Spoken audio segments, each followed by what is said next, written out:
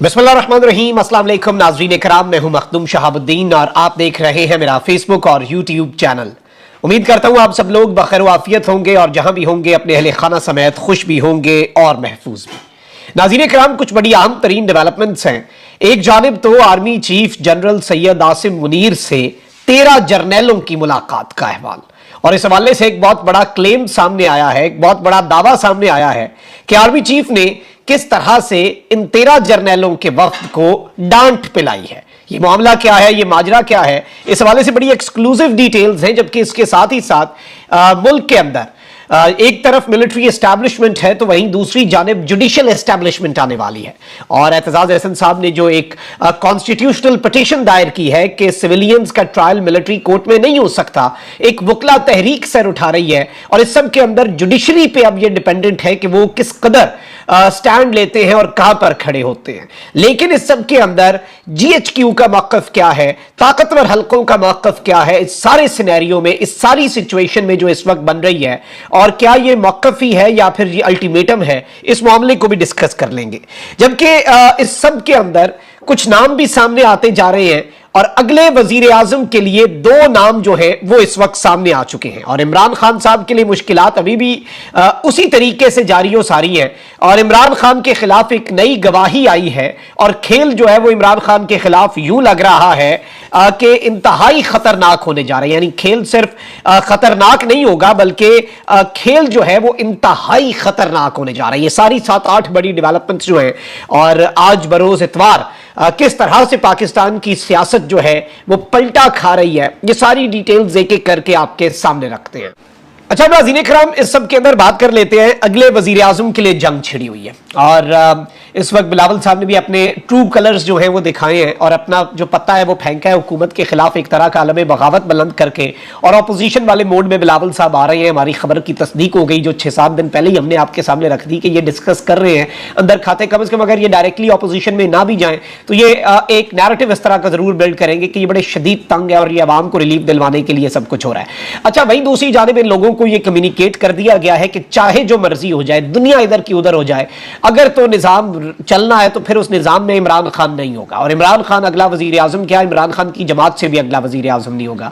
इसलिए इस वक्त एक जंग सी छिड़ी हुई है और अगला वजीर आजम किसका होगा, इस मामले के ऊपर सब जो है वो एक दूसरे से दस्तो गिरेबान है। अपने अपने केसेस जो हैं वो ऊपर बड़ी अदालत जो है उसके अंदर प्रेजेंट किए जा रहे हैं और कंट्रोल टावर से सारे राब्ते में है और इत्तेहादियों के अंदर जंग भी छिड़ चुकी है। लेकिन शहबाज शरीफ साहब जो है उनके बारे में यह कहा जाता है कि उनसे ज्यादा सूटेबल वजीर आजम शायद ही ताकतवरों को कभी मिले, इतना बेहतरीन। यानी बाजवा साहब भी कहते थे कि मैं झाड़ पे लाता था, मुंह नीचे देके सुनता रहता था। मतलब शहबाज शरीफ साहब के बारे में यह कहा जाता है कि वो कोई चूं चना भी नहीं करते। बाकी तो होता है ना कि आप किसी को काम कहें, जबरदस्ती किसी से कोई काम करवाएं, वो आगे से कोई चूं चना ही करे लेकिन काम कर दे, मुंह बनाए, या फिर ये कहे कि देखें जी ऐसे वैसे ऐसे वैसे अगर मगर इफ्स एंड बट्स। शहबाज शरीफ साहब मजाल है कि वो ऐसा कुछ करते हो, वो बेहतरीन इस तरह से कैंडिडेट है। लेकिन ऑब्वियसली जरदारी साहब के अपने स्टेक्स हैं, जरदारी साहब की एक अपनी गेम है।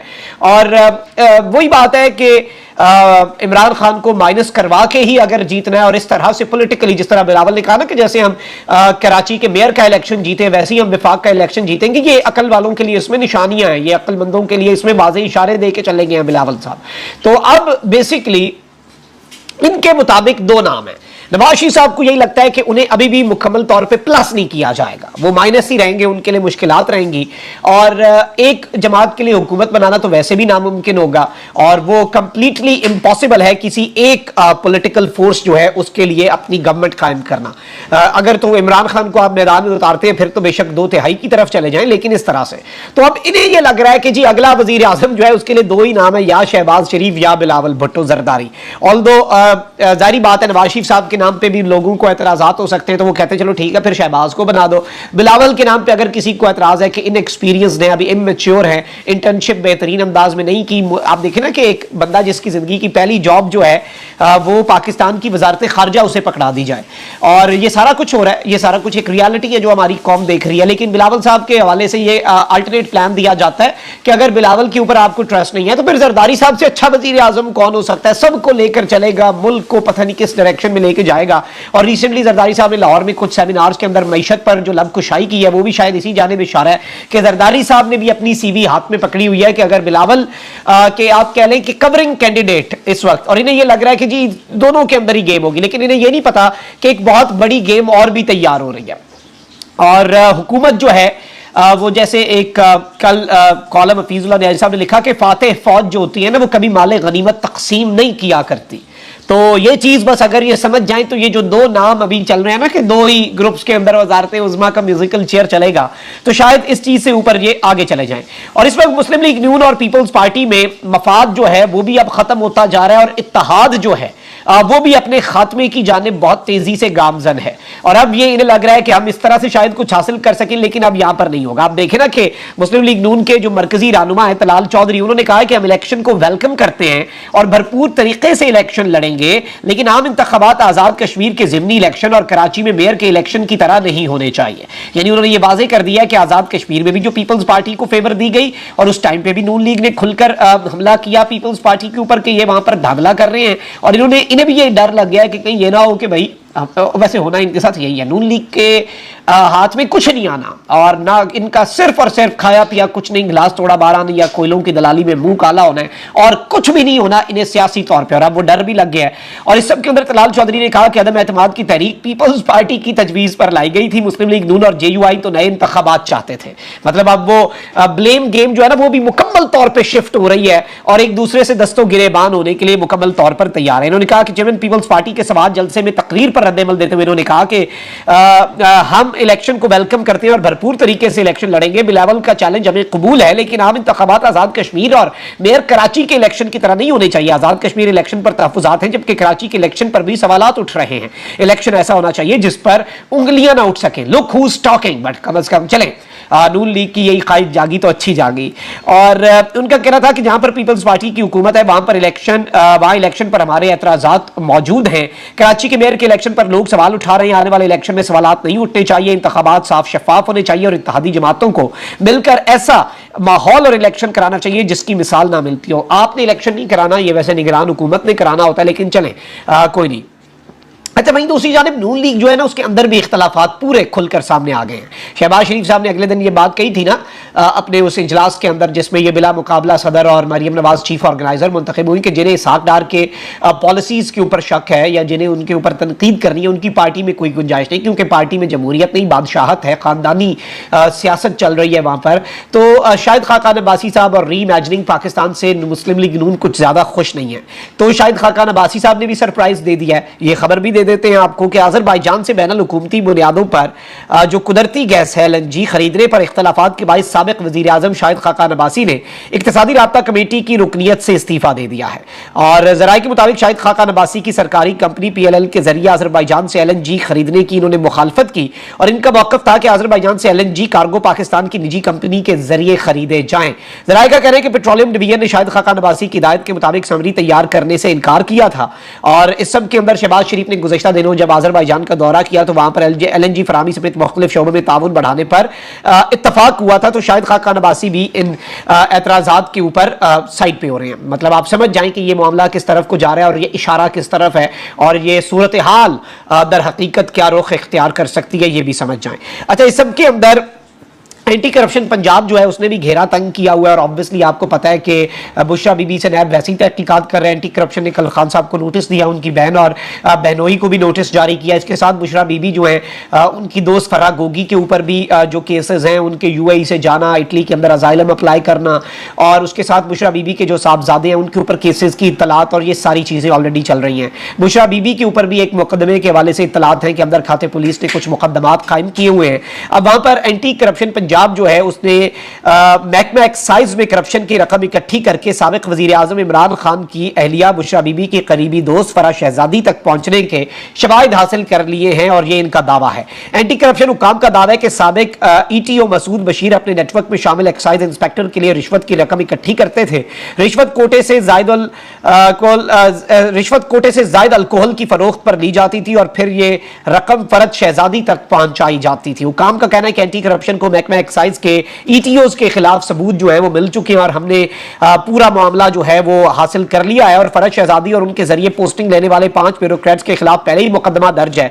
साबिक वजीर आला पंजाब उस्मान बुज़दार और बुशरा बीबी के साहबजादे इब्राहिम मानेका भी इस मुकदमे में नामजद हैं। ज़राए के मुताबिक कौमी एहतसाब ब्यूरो की तहकीकात में फरज शहजादी और उनके शौहर एहसन जमील गुजर के नाम 117 बैंक अकाउंट्स के इंकशाफ पर उन्हें तलबी का नोटिस भी भेजा गया। नायब ज़राए का कहना है कि मुल्जिमान के खिलाफ तहकीकात के दौरान 4 फॉरेन बैंक अकाउंट्स भी मंजर आम पर आए। इन बैंक अकाउंट्स में साबिक वजीर आला पंजाब उस्मान बुज़दार के दौर में 4.5 अरब रुपए की मुबैना ट्रांजैक्शन का भी इंकशाफ हुआ। यानी भारी भरकम एक आप कह लें कि केस जो है वो बनाया गया है और इमरान खान साहब के गिर्द ही असल में ये हकीकत में घेरा तंग करना है, ये किसी और के गिर्द नहीं है।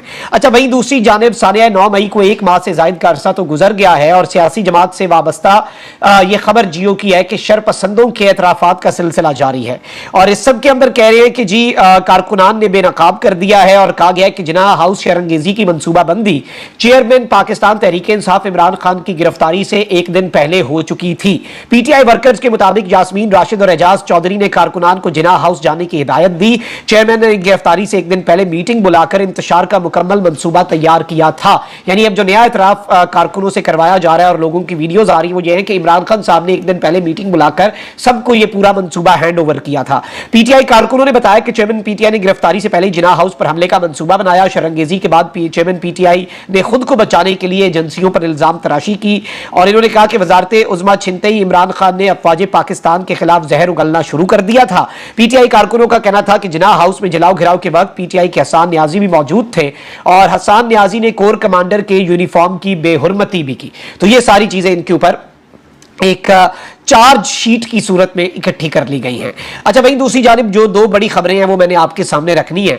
एक जानिब तो ये खबर आई है कि जी 13 रिटायर्ड जनरल्स हैं, उन्होंने जनरल आसिम मुनीर से मुलाकात की है, उनसे टाइम लिया और इसके अंदर मुलाकात में इन 13 जनरल्स में से 4 जनरल्स वो हैं और इमरान साहब ने दावा किया है कि जी 4 जनरल्स वो हैं जिन्होंने पूरी एक तकरीर की जनरल आसिम मुनीर के सामने और इनमें से एक जो है उनका नाम सामने आए जनरल खालिद मकबूल है और ये नैब के चेयरमैन भी रहे मुशर्रफ दौर के अंदर। उसके बाद ये गवर्नर पंजाब अक्टूबर 2001 से मई 2008 तक रहे और ये पंजाब की तारीख के सबसे ज्यादा लॉन्गेस्ट सर्विंग गवर्नर भी थे और ये रिटायर्ड लेफ्टिनेंट जनरल हैं और ये काफी सीनियर लेफ्टिनेंट जनरल हैं और इन्होंने वहां पर एक पूरी भारी भरकम तकरीर की और जारी बात है आसिम मुनीर साहब के बहुत ज्यादा सीनियर है, इनका एहतराम किया गया और इन्होंने वहां पर कहा कि इमरान खान साहब होप हैं, मुल्क की उम्मीद है, PTI के साथ ये रवैया ना रखा जाए, लोगों के जज्बात का क्या करेंगे, लोगों का क्या करेंगे।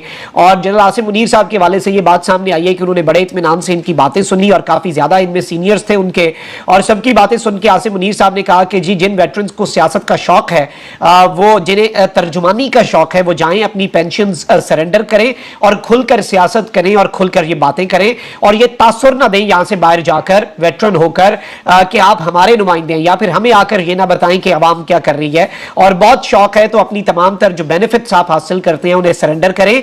अगर हमारा कोई ताल्लुक नहीं है सियासत से तो आपका भी कोई ताल्लुक सियासत से नहीं होना चाहिए। 9 मई तक हम एपॉलिटिकल थे, उसके बाद जो कुछ हुआ उसके बाद हम फोर्स हुए बहुत कुछ करने पर और आपकी वजह से भी हुआ है, आपने भी किरदार अदा किया है 9 मई के वाकयात के अंदर जो कुछ हुआ। यानी एक बड़ा स्ट्रॉन्ग किस्म का मैसेज ये एक तरह के झाड़ पिलाने वाली बात जो है या फिर एक स्ट्रांगली जो आर्मी का मौकफ है वो सामने रखने के हवाले से ये चीजें जो हैं ये सामने आई। अच्छा, उसके साथ ही साथ मैंने आपको जिस तरह आपने इब्तदाई में बताया कि कुछ और चीजें भी आपके सामने रखनी है तो आर्मी के लेवल पर यह फैसला हुआ था, आपको पता है कि तमाम जिम्मेदारों का ट्रायल जो है वो मिलिट्री कोर्ट्स में होगा। एक स्पेशल कोर कमांडर कॉन्फ्रेंस हुई, उसके बाद नेशनल सिक्योरिटी कमेटी की मीटिंग हुई, फिर कैबिनेट ने उन फैसलों की तौसीक की, फिर उसके बाद एक फॉर्मेशन कमांडर्स कॉन्फ्रेंस हुई, उसके एलामिये के बाद army chief general Asim Munir वजीर आजम से मिले। उसके बाद मैं पूरा एक बैकड्रॉप दे रहा हूं आपको, 2 करारदादें भी पास हुई और पार्लियामेंट से 2 रेजोल्यूशंस भी हुई और अब जो एक एतजाज साहब की पिटीशन भी आई और ये सब कुछ हो सकता है। तो इस पर